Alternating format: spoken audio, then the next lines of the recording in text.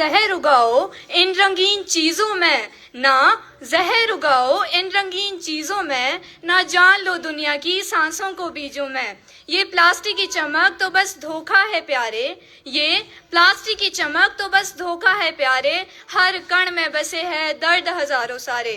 परम आदरणीय प्रधानाचार्य महोदय, अन्य अध्यापकगण, निर्णायक मंडल एवं मेरे समक्ष उपस्थित प्रिय साथियों, मैं दूरवी वर्मा 10वीं कक्षा की छात्रा नेहरू सदन का प्रतिनिधित्व करते हुए आज आप सभी के सामने एक ऐसे मुद्दे को लेकर उपस्थित हुई हूं जो कि हमारी अपनी धरती माँ की सेहत से जुड़ा है, और ये मुद्दा है प्लास्टिक प्रदूषण को हटाए, यानी बीट प्लास्टिक पॉल्यूशन। साथियों, प्लास्टिक एक ऐसा पदार्थ है जिसे हम रोजाना इस्तेमाल करते हैं। पानी की बोतल से लेकर चिप्स के पैकेट तक, दूध की थैली से लेकर स्ट्रॉ, थर्मोकोल, पॉलीथिन और भी बहुत कुछ। लेकिन क्या आप जानते हैं कि ये प्लास्टिक सड़ता नहीं है। एक बार जो बन गया वो यूं ही सैकड़ों सालों तक पड़ा रहता है और धीरे धीरे जहर बनकर हमारी धरती को खोखला करता जाता है। वो बोतल जो तुमने फेंकी थी कल, वो बोतल जो तुमने फेंकी थी कल, आज भी पड़ी है वहीं, ना सड़ी ना गल। वो मिट्टी में भी ना सड़ी ना पानी में घुली, वो मिट्टी में भी ना सड़ी ना पानी में घुली, बस जहर बनकर हमारे जीवन में मिली, बस जहर बनकर हमारे जीवन में मिली। अब बात यह है कि प्लास्टिक है कहाँ कहाँ। धरती पर प्लास्टिक मिट्टी की उर्वरता को धीरे धीरे कम करता जा रहा है। हवा में प्लास्टिक को जलाने से निकलने वाली जहरीली गैसें हमारी सांसों को प्रभावित करती है। पानी में प्लास्टिक के छोटे छोटे टुकड़े आज मछलियों और अन्य जल जीवों तक पहुंच चुके हैं। इस सब का जिम्मेदार कौन है? क्या धरती पर रहने वाले वो पशु, या हवा में उड़ने वाले वो पक्षी, या कहीं पानी में बहने वाली वो मछलियां तो नहीं? इस सब का यदि कोई जिम्मेदार है तो वो है हम, मानव। साथियों, ये लड़ाई केवल एक समस्या की नहीं है, ये लड़ाई है सोच बदलने की, कुछ कर दिखाने की। आज हम सबके मन में कोई सवाल नहीं होना चाहिए, परंतु एक निष्ठा होनी चाहिए कि हम क्या कर सकते हैं, हमें क्या करना होगा। हम वो पीढ़ी है जो अगर ठान ले तो हर मुश्किल को आसान बना सकते हैं। अब हम प्लास्टिक से कैसे दूर रहे?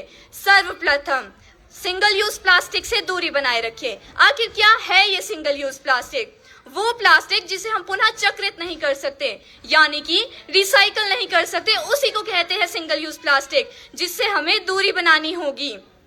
और जूट के थैलों तथा कपड़े के थैलों का इस्तेमाल करें। बोतल, डिब्बे, कंटेनर इत्यादि को पुनः इस्तेमाल में लाए तथा बच्चों को स्कूलों में और बड़ों को घर में जागरूक करें। याद रखिए, हर छोटा कदम मिलकर एक बड़ा परिवर्तन लाता है, और इस लड़ाई में कोई छोटा या बड़ा नहीं है। यदि हम ठान ले तो अवश्य ही प्लास्टिक का अंत संभव है। जो जल कल जीवन का आधार था, जल कल जीवन का आधार था, आज वही बीमार था। जहां बहती थी कश्तियां और बहता था संगीत, जहां बहती थी कश्तियां और बहता था संगीत, आज वहीं बह रहा है सन्नाटा और प्लास्टिक की भीड़, बह रहा है सन्नाटा और प्लास्टिक की भीड़।